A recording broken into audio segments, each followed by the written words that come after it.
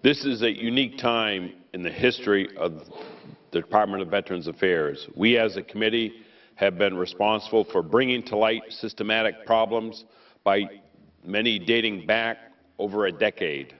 But as we are shining the light on these problems, we must also begin to take steps to address them.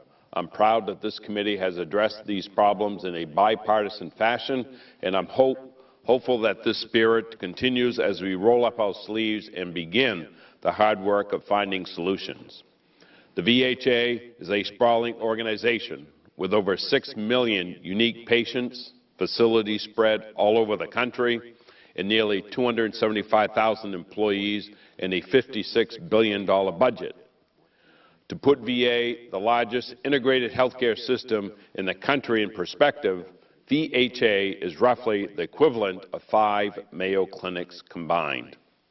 Recent admission of wrongdoing are shameful, and the practice will not be tolerated. The systematic lapse of integrity confirmed by the internal VHA Access Audit and the VA OIG report points to a bureaucracy that has seemed to lost its way in its focus. I think with these problems, the time is right to begin discussing how best to address these challenges, and the time might be now to effect big changes that will put the focus back on the veteran and away from the culture of complacency. In our discussion of reform, I want to make sure that we are not just rearranging the desk chairs. All the reorganization in the world will be futile without a strong base of values. I do not doubt the commitment of the vast majority of VA employees. However, sometimes we all know that we need to be reminded of who we are here to work for. We are here to work for the veteran, brave men and women who have sacrificed so much for our freedom, men and women who right now deserves better. I strongly suggest that VHA develop a code of conduct or a caregiver culture that will become ingrained throughout the organization, regardless of whether there is one visit or 50. Working in the VA requires an utmost integrity. As Dr. Rowe pointed out the other night, all VA employee needs to do, without a doubt, is they have to be reminded that they are working for the veteran, not a bureaucracy. As with most things, there are trade-offs when looking at structural reform: centralization versus decentralization, standardization versus innovation. These discussions have been ongoing for years, if not decades. I'd like to think VHA is an adaptable learning organization that can make needed transformation. But let me be clear, the only way we're going to truly address the litany of problems is to look at the fundamental change within the department. And rightfully, we're all looking at ways to address the problems as we see today.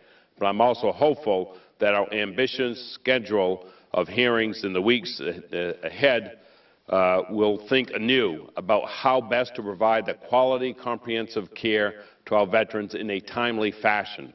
And I hope that they challenge us to think anew about how to refashion systems and infrastructure, management and personal policy and procedures to address the access issues head-on and to help the VA live up to its ideal. I believe it is essential that we look at structural and cultural root causes that got us in this position in the first place. We have heard that the leadership of the medical centers feels disenfranchised. We have real concerns over the effective level of accountability.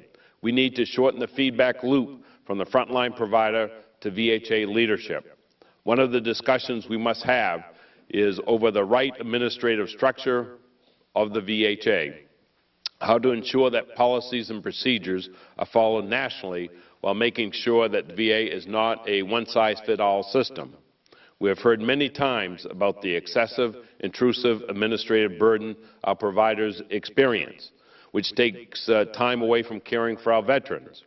We need to do what we can to eliminate this administrative work, Many are pointing to the IT infrastructure. There is no doubt that an outdated scheduling system contributes to the current problems and needs emergency upgrade. At the same time, we need more detail on what's happening to the millions of dollars Congress has appropriated for IT.